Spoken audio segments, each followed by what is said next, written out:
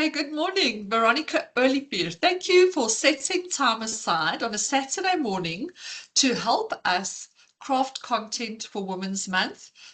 It's an important month of the year, like the other 11, that us as entrepreneurs are out there and building our businesses. And we're taking this opportunity today through Women of Stature and African Brands to profile amazing women in business like you, Mhm, Veronica, who are mhm. doing good work. But also, we want to draw all the wisdom out of you in the next 20 minutes as much as possible. And thank you for making yourself available to share. So, let's start off with those that are watching this interview. Veronica, tell us a little bit about your business. Okay, so contrary to belief, my first business was not in art.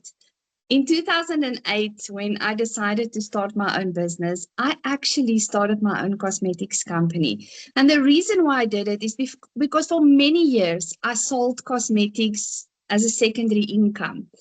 And in 2014, I took a huge leap of faith. A lot of people thought that I was really crazy because my business, Spirit of Africa Cosmetics, did really well. I exported all the way to Ghana. But the creative and the artist in me have always called out to me to do what I was meant to do. And although the business was very successful, it was not my calling. So I sold it. A lot of people thought I was crazy because as a sole proprietor and just employing one person, I made a lot of money. But, at the end, we also have to do what makes us happy. And we also, I believe that, we have to do what we are called to do for. God has given me these talents to do something with it. And yes, I started Veronica Olivier Art, of course, also sole proprietor. I'm the artist, I'm the admin, I'm everything in the business. And yes, I would not look back or regret anything that I have done to establish this brand and this business to do what I do today.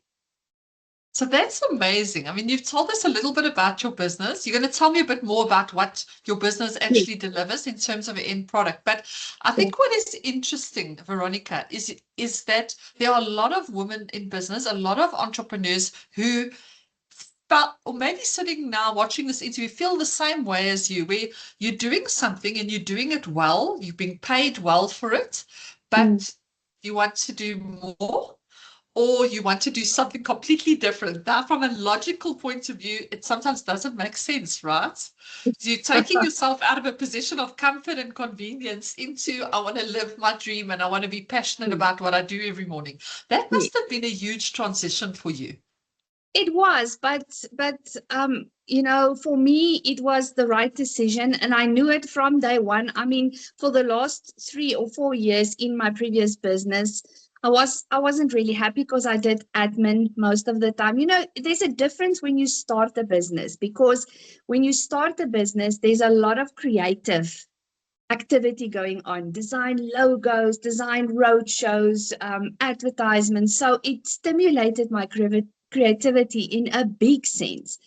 The reason why I did it is because it was something that I was familiar with. It's something that I knew. I knew the cosmetics industry.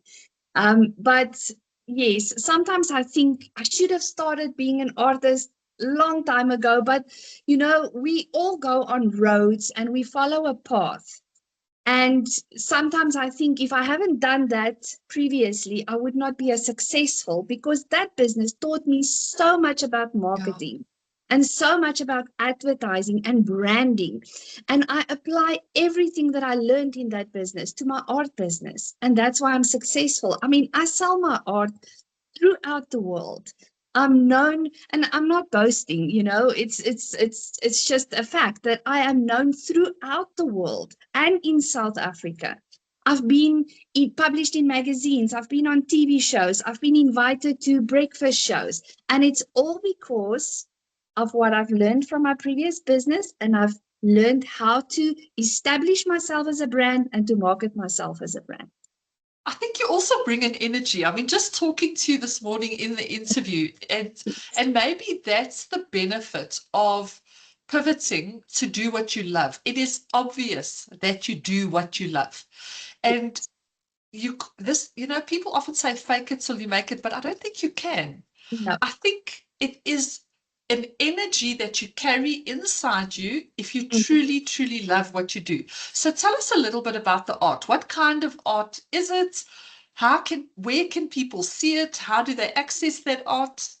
Okay, of course, after being in the corporate world for a long time and that yearning to create, the moment I started working for myself as an artist, of course, I took a year and did many, many courses online. And I discovered mixed media, which I did not know at the time how it was done, but it was beautiful. And I absolutely fell in love with it. So mixed media is where you use absolutely everything, every medium that you can get your hands on, from oil paint to ink to pens, pencils, and you combine it and put it in one painting. Now I took it a little further because my grandmother taught me to sew when I was 5 years old. So I have this natural love for fabrics, for color, for texture. I have over 250 drawers filled with textiles that I accumulated and bought over the years. So I knew after a while doing the mixed media that I was going to be a textile mixed media artist, and I'm going to incorporate textiles into everything that I create. And my artwork is very unique in the sense that I use textiles, but I incorporate traditional art materials in it as well. I just returned from the National Quilt Festival in Cabarca 2 weeks ago. I went with Bernina because I'm their brand ambassador. And my workshops was completely different. I don't quilt at all. I don't even know how to make a quilt. But they invited me because I bring fresh ideas. I bring new innovation, and everything they learn in my classes, they can then go and apply to their art quilts. And the people were astonished to see that I use pens, marking pens, or traditional paint, oil paint, and combine it with my textiles and then put it through the sewing machine. So yes, and that's another reason why, when I decided to become a full-time artist, I knew from the beginning that I want to do something that is different, that is out of the norm, because there's a lot of artists, there's a lot of people who do the same thing. So everybody must get a slice of the same pie, not me. I decided from the start that I'm going to make my artwork so unique that people would want it. And that's how I sold over 2,500 pieces in the last couple of years. And they spread all over the world. Yeah.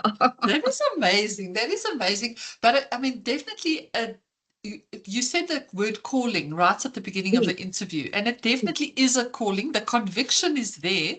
So tell me, in waking up in this world of creativity, we all know creative space is not an easy space to operate in. Also, maybe that's not also the truth, because I think a lot of it is mindset. In this creative world where the reputation of creatives is that maybe opportunities are limited. You spoke about everybody sharing a piece of the pie. I love the mindset around we just bake a bigger pie. We don't have to have a smaller piece. We just make the pie bigger. I heard that in an empowerment workshop one day, and I loved it. It stuck with me. But surely you would have faced some serious challenges along the way. It's not all moonshine and roses when you have your own business, even if you love what you do. To the woman who's sitting at home today saying, oh, I wish I had the confidence and the courage to do this, but what kind of obstacles can I expect to face? Or to the woman who has done it but finds herself in a place where she's really struggling in her business but needs a little ray of sunshine. What was your biggest challenge that you faced so far in this journey? Okay, so I think I don't really see it as my biggest challenge. And I don't really have a biggest challenge. I have small little challenges. But one of the challenges that I faced immediately after I decided that I'm going to be this famous artist in South Africa is that and I believe me, I don't have a problem with a lack of confidence, So that's something that I don't struggle with. But because I'm self-taught and I did not have the opportunity to go to university, I did have art in school, but because it's a natural talent. When I walked into galleries to approach them, with my artwork, I sometimes would make an immediate U-turn because I had this sense of I don't belong in this world because I don't have a degree. You understand? So, and Yes. and you know, and I'm not want to put a negative damper on it, but at that stage back in 2014, there was this, it's almost like an art clique where the people moved in. Of course. When you study, when you get a degree, obviously they give you opportunities to exhibit, so you get connected with all those people. And to get into that world from outside at my age, that time made me feel, I doubted myself a little bit, so I never really approached the galleries. And the few curators that I did approach who did not come back to me, who thought that my textile art was more than a craft than serious traditional artwork, I decided that's it. I'm not going to put myself up for failure. And I focus solely on marketing myself online. On social media, I took a cue from the estate agents. So I plastered my face on everything, because the estate agents are very clever. They put their faces and everything on billboards, on buses, everywhere. So I took my cue from them. And the very first time when I did make a post, I thought, oh, these people are going to make comments now that, oh, she's bragging or she's boasting or she's full of herself. But I overcame that. I just decided if I want to make a success of this business, I don't care what people say. If you go onto my Facebook profiles, I've got a few pages as well as groups. Every single banner on top is of me in my studio and grayscaled. All the brands that I've worked with, including Women of Stature, all the magazines that I've been in, all the TV shows, the logos, because that tells people that I am authentic, that I'm the real thing, especially in a online world where there's a lot of scammers and, people doing all sorts of weird things. Yes. In the beginning, I thought, oh, people are going to think, she's full of herself. But I'm over that. This is my brand. I am the only one that's working in it. And if I don't do it, nobody else is going to do it for me. And it was successful. And a curator in America saw my work, and I started doing shows with her. And like I've said, I've sold over 2,500 pieces. I've exhibited in Melbourne, Australia, before That's I exhibited amazing. in a gallery in South Africa. Wow. When I came back, then, the Potchefstroom Gallery saw me on Kwela, and the curator called me and said, please, I want your textile sculptures in my gallery. And that was my very first exhibition in a gallery in South Africa was a solo exhibition. I don't think many people can say that. And then I also had an exhibition at the Mock Gallery in Stellenbosch, and it was wonderful. But that said, it is still better for me to sell my art directly online because I don't have to pay anybody any commission. That's good. I mean, your feedback is so rich. And I mean, I think the one thing that I see as a brand agency is that there is, and you are right, there is such a reluctance for people, men and women, to put their face out there. People don't like criticism. And yet you have to overcome that. You have to overcome that because no one is perfect. No one. Everybody is going to take a level of criticism. So the emotional fortitude that you have to develop in yourself is probably one of the critical skills that you need if you really want to have brand scale. You cannot hide behind your brand. And I find it interesting that you took your cue as a creative person working with art from people who are selling properties and houses.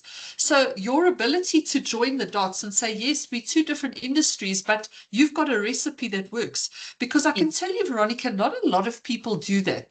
They look at people within their own space and they mimic people in their own industry instead of looking at other industries and seeing how do we learn from other industries. And I think that's the power of networking, isn't it? I mean, you get to meet and greet people from different industries who are doing things in a different way, and you can still learn from them, even though it's not related at all. Mm. That is also my sole purpose for being on TV and in magazines, because when people know your face, they trust you easier.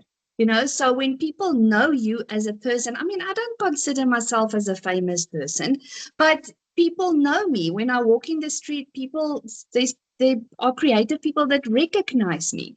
And then for somebody that has never done a class with me before, or I've never paid for an artwork before I delivered it, it's easier because they trust me. There's that sense of, I know this person because Yeah. her face is everywhere. She Yeah. will not, be, she will not, run away with my money or Yeah. anything Yeah. because she's well known, people It's know her. true. So, and that's what I've learned from the estate agents, because they were onto something many, many, many years ago, where It's they very make true. sure that people know their faces and know them as a person. No, no, And no, that's it's so why true. I have no problems plastering myself. Even with the Women of Statue Awards, I put as many photos and as many pictures of my certificate, even if though I didn't win the category, I was the second runner up. I don't care, because that is still an achievement and I'm proud of it.